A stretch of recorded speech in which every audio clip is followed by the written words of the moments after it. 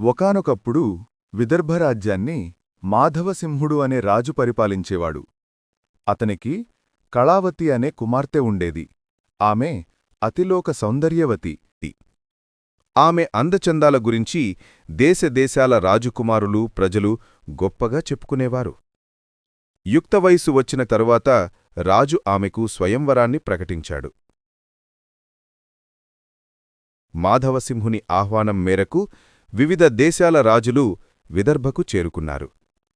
విదర్భరాజ్యానికి ఉత్తర దిక్కున ఉన్న గొప్ప అడవులు, పర్వతాలు, మేఘాలతో కప్పబడి ఉండేవి. ఆ వైపు వెళ్లినవారు ప్రాణాలతో తిరిగి రావడం చాలా కష్టమని ప్రజల నమ్మకం. కారణం, ఆ అడవిలోని ఒక కొండగుహలో భల్లూక మాంత్రికుడు నివసించేవాడు. అతను తన మాయాశక్తులను ఉపయోగించి బాటసారులను ఇబ్బందిపెట్టి బాధించేవాడు. భల్లూక మాంత్రికుడు అప్పుడప్పుడు విదర్భరాజ్యానికి కూడా వచ్చేవాడు. అతని రూపం భయంకరంగా ఉండేది. పెద్ద పెద్ద కళ్ళు, జడలుగా కట్టిన జుట్టు, వంకర వెన్నెముక, చేతిలో మంత్రదండం. అతన్ని చూసి ప్రజలు భయపడేవారు. ప్రజలు కళావతి అందచందాల గురించి చెప్పుకుంటూ ఉండగా అతను తనలో తానే ఒకసారి ఆమెను నేనూ చూడాలి అనుకున్నాడు. అతను రహస్యంగా అంతఃపురం ఉద్యానవనానికి వెళ్లి ఒక పొదవెనుక దాక్కున్నాడు. కొంతసేపటికి కళావతి మరియు ఆమె చెలికత్తెలు ఉద్యానవనంలో విహరించి స్నానం కోసం అక్కడికి చేరారు. కళావతి సౌందర్యాన్ని చూసిన భల్లూక మాంత్రికుడు ఆమెపై ప్రేమలో పడ్డాడు. ఏమైనా సరే తన ప్రేమను ఆమెకు తెలియజేసి పెళ్లి చేసుకోవాలని నిర్ణయించాడు. వెంటనే రాజకుమార్తె దగ్గరకు వెళ్లాడు. అతని భయంకరమైన ఆకారాన్ని చూసిన చెలికత్తెలలో కొందరు అరుస్తూ పరిగెత్తారు, మరికొందరు స్పృహ తప్పిపడిపోయారు. కళావతి కూడా భయం వేసింది. అప్పుడు భల్లూక మాంత్రికుడు అన్నాడు, రాజకుమారి, నేను భల్లూక మాంత్రికుణ్ణి. నా పేర చెప్పగానే దేశదేశాల రాజులు గడగడలాడిపోతారు. పసిపిల్లలు పాలు కూడా తాగరు. అలాంటి శక్తివంతుణ్ణైన నన్ను పెళ్లి చేసుకో. కళావతి ధైర్యంగా దుష్టుడా అని అరిచి అంతఃపురంలోకి పరుగెత్తింది. భల్లూక మాంత్రికుడు విపరీతంగా నవ్వుతూ కొంత దూరం వెంబడించాడు. అయితే ఆమె రేపటి స్వయంవరంలో తనను ఎన్నుకోదని అతనికి అర్థమైంది. ఇప్పుడు ఆమెను పొందాలంటే అపహరించుకోవడమే మార్గం అని నిర్ణయించాడు.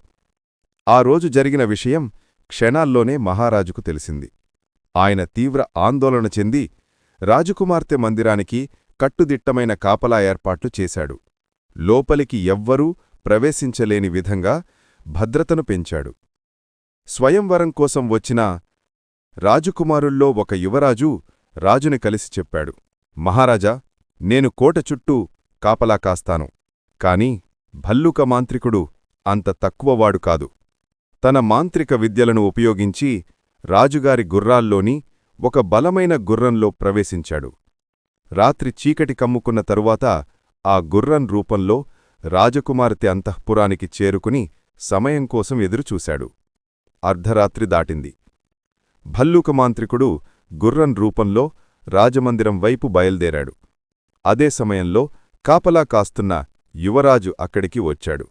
అతనికి గుర్రపు స్వారీ అంటే ఎంతో ఇష్టం. గుర్రం బలిష్టంగా కనిపించడంతో ఒక్కసారిగా దానిపై ఎగిరి ఎక్కాడు. ఏమి జరుగుతుందో ఊహించని మాంత్రికుడు తనమీద ఉన్న యువరాజును కిందకు తోసేయాలని ప్రయత్నించాడు. కాని అది సాధ్యం కాలేరు. యువరాజు చేతిలో ఉన్న కొరడాతో గుర్రం వీపుపై మ్రోగించగానే భల్లూక మాంత్రికుడికి కళ్ళు పచ్చబడ్డాయి. దెబ్బలు బాధ తట్టుకోలేక అతను పరుగుపెట్టాడు. యువరాజు కూడా గుర్రం జూలు బిగించి పట్టుకున్నాడు. గుర్రం వేగం తగ్గకపోవడంతో కోపంతో మరోసారి కొరడా విసిరాడు. ఆ బాధతో భల్లూక మాంత్రికుడు మరింత వేగంగా పరుగులు తీస్తూ కొండలు, రాళ్ళు, చెట్లు దాటాడు. అతని కాళ్ళు రక్తసిక్తమయ్యాయి, ముళ్ళుగుచ్చుకున్నాయి. అయినా ఆగలేదు. గుర్రంపైన ఉన్న యువరాజు చెట్టుకొమ్మ వస్తున్నప్పుడు దానిపైకి ఎగిరి పట్టుకున్నాడు. గుర్రం మాత్రం వేగాన్ని అదుపుచేసుకోలేక నోటివెంట నొరగ కక్కుతూ పరిగెడుతూనే ఉంది. చివరికి ముందున్న లోయలోకి దూకి పడిపోయింది. అలా భల్లూక మాంత్రికుడి జీవితం అంతమైంది. ఈ విషయం తెలుసుకున్న మహారాజు భల్లూక మాంత్రికుణ్ణి సంహరించిన ఆ యువరాజును గౌరవించి రాజకుమార్తె కళావతిని అతనికి ఇచ్చి పెళ్లి చేశాడు. ఇలా ధైర్యం, బుద్ధి మరియు న్యాయం ఎప్పుడూ చెడుపై విజయం సాధిస్తాయి.